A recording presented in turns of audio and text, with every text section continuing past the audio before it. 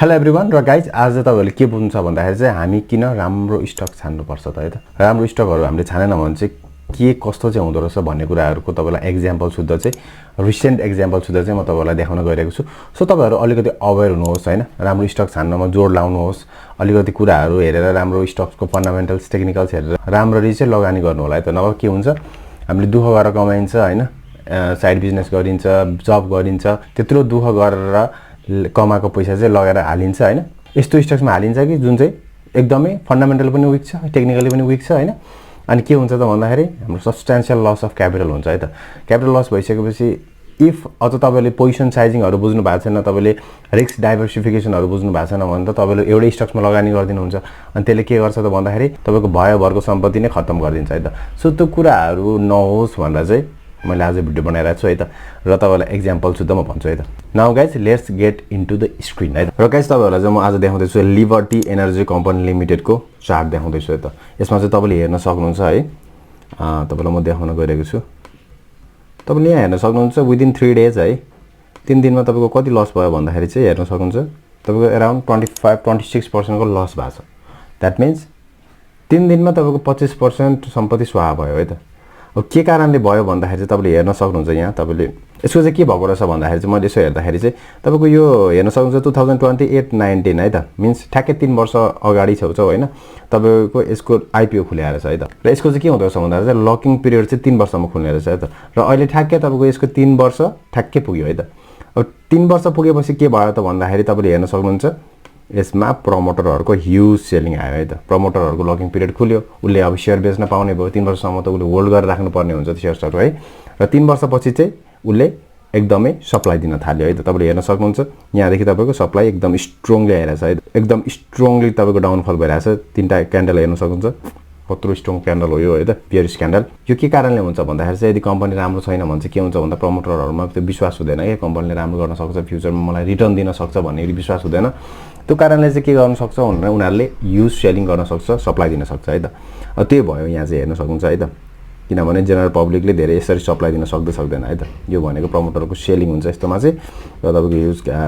प्रमोटरको selling बिना चाहिँ यत्रो ठुलो सप्लाई आउन सक्दैन है त र यसको सानो हामी एनालाइसिस गरौँ है त फन्डामेन्टल एनालाइसिस अनि टेक्निकल एनालाइसिस पनि गरौँ है त यसबाट चाहिँ हामीले के बुझ्न सकिन्छ भन्दाखेरि चाहिँ यस्तो स्टक चाहिँ हामी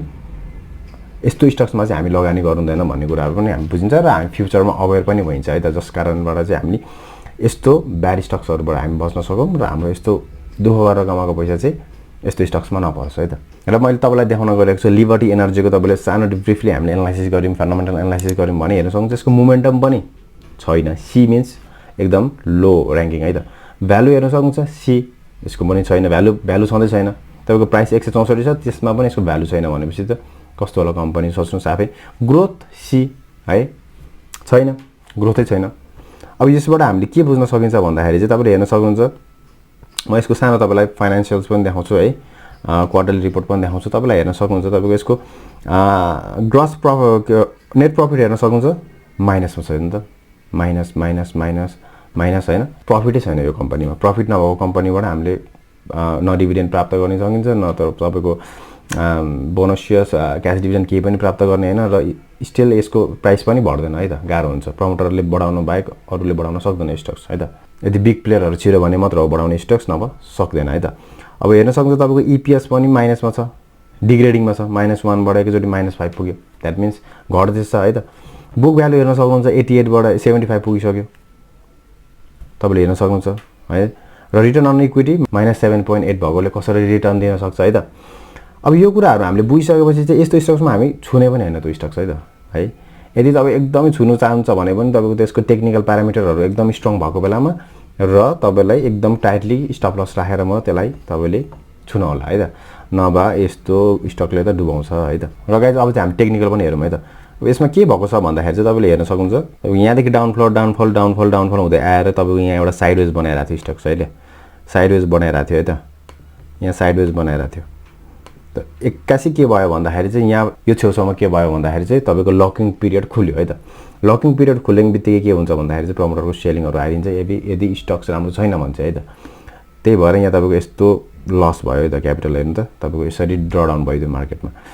त्यो यदि तपाईको यो स्टक्स राम्रो भइदिएको भए प्रमोटरले सेल गर्ने कारणै हुँदैन है त। प्रमोटरले त अझ तपाईँको यसको प्राइस बढ्छ भनेर उसलाई एउटा थाहा हुन्छ र उसले सेल गर्दैन, अझ एकुमुलेट गर्छ है त, जसले गर्दाखेरि प्राइस चाहिँ बढ्दै बढ्दै जान्छ है त।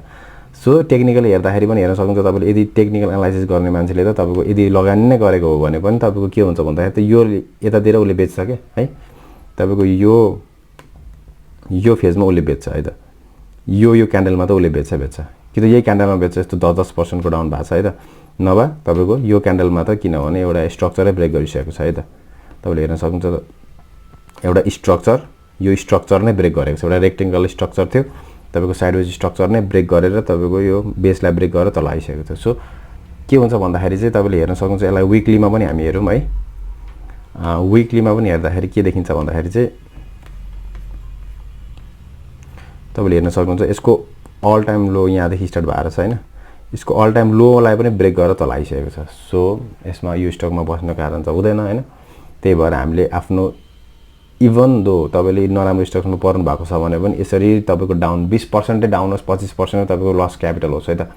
हामीले निक्लिँदाखेरि चाहिँ एकदम बेटर हुन्छ है त, जसले गर्दा चाहिँ हाम्रो त्यो पैसा अलिकति राम्रो स्टक्समा लगाउन सकिन्छ। हाम्रो के हुन्छ भन्दाखेरि चाहिँ हामीले लगानी गर्नु थालेपछि के हुन्छ भन्दा लगानी गरेपछि हामीले त्यो स्टक जति घटे पनि बेच्न हामी हतारिँदैनौँ है त। इभन दो तपाईँको त्यो स्टक्स तपाईँको एकदमै पतुर भइसक्यो त्यही पनि हामी त्यो बेच्दिनौँ है त, किनभने हामीलाई आश हुन्छ कि माथि आउँछ भनेर। माथि जाने स्टक्सहरू हुन्छ त, त्यसमा हामीले डाइभर्सिफाई गर्न सकिन्छ त होइन। सो त्यो